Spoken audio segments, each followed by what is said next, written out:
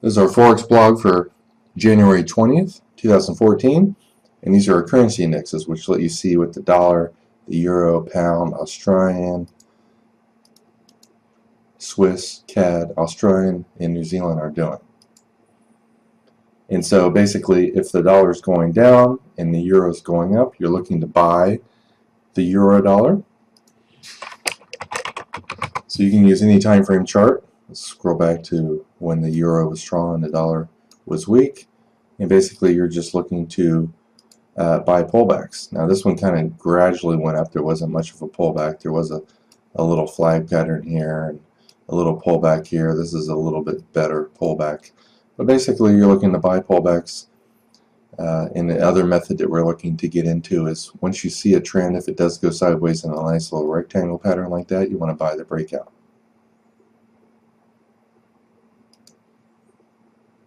Now, for those of you who don't want to learn how to trade, you can use our Forex signals, which are based on about 150 different chart patterns. And when it gives us a sell signal, the stop is usually just above the bar's high. And you can see you made a small profit here, but it was bigger than your risk. Made a bigger profit here than your risk. Made a really big profit here. Nice profit, small loss, very tiny loss. A pip or two win, pretty much break even. Small loss, small loss. The euro stopped trending. Here's the pound.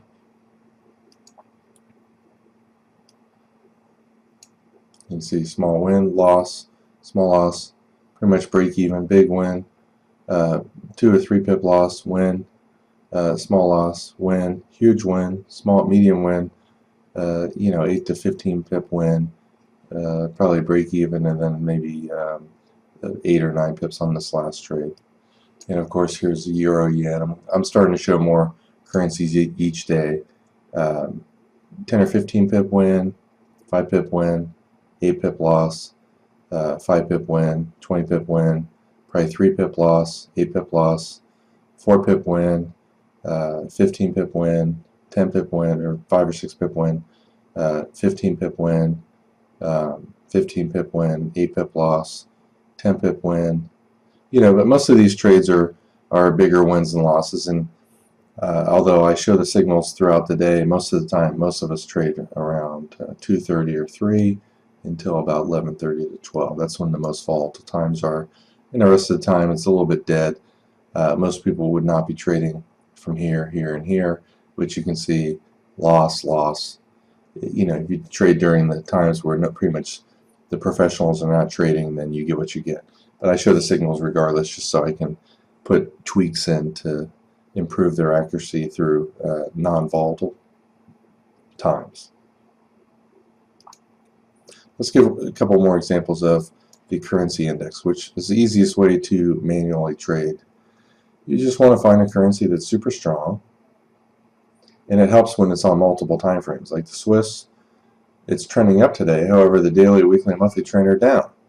So when you get this nice double top up here, after many hours of trending up very slowly, it's very likely to resume its longer term trend. So 4 o'clock right here, if you scroll this back and found a currency that has some longer time frame trends that's going up, maybe it had a pullback day today. The pound is strong on all time frames. So is the yen right here. So the pound Swiss at 4 o'clock, very likely to be going up. So here's 4 o'clock, 14.95, and I'm sorry, 49.45. It went up 25 pips over the next couple hours. The yen also was strong longer term. Swiss yen very likely to go down at 1600, and of course it does. It falls from around 60 all the way down to about 31. Nice 30 pip move. So you can kind of anticipate trend direction based on the patterns. And you can also, there's so many hundreds of ways of trading with the currency indexes. If you see a currency that's trending up and you draw your fibs on this is probably 38, 50% retracement. Getting into those retracements, especially when the perfect oscillator is at the lower Bollinger Band around the perfect oscillator, or even better yet, at the -80 level. These are very high probability places to buy. 6:30, 8, 10. So let's find some currencies that are likely to be bouncing at those times. Find a weak currency that's likely to go down. The euro has been trending up. It's working down to its hourly moving average. It could get a bounce there, so I wouldn't call that the highest probability. The Australian is trending up. It's above the first containment band, very close to the second one. It's very likely to pull back, so that makes an excellent one to be looking to buy the pound against. The pound Australian is very likely to go up around 6:30. You know, it might take it half an hour, but at 6:30 is very likely to go up. Here is that time, and you can see, you know, it kind of went up, down, made a higher high. Ultimately, it went up about 30 pips from that time in the next hour. Then it pulled back and went up again. This is around 8:15. If we take a look at the pound at 8:15, more than likely it's also, you know, likely to get a bounce. Look, it's at its lower containment bands. The daily, weekly, monthly trend is up, and the perfect oscillator is at an extreme level. Because the longer time frame trend is up, it's at the lower containment band. It's giving an extreme reading. It's very likely to bounce there. And of course, at 8:15, you can see it went from 86.30 up to 70. It's a 40 pip move. So you can anticipate future price direction using our containment bands.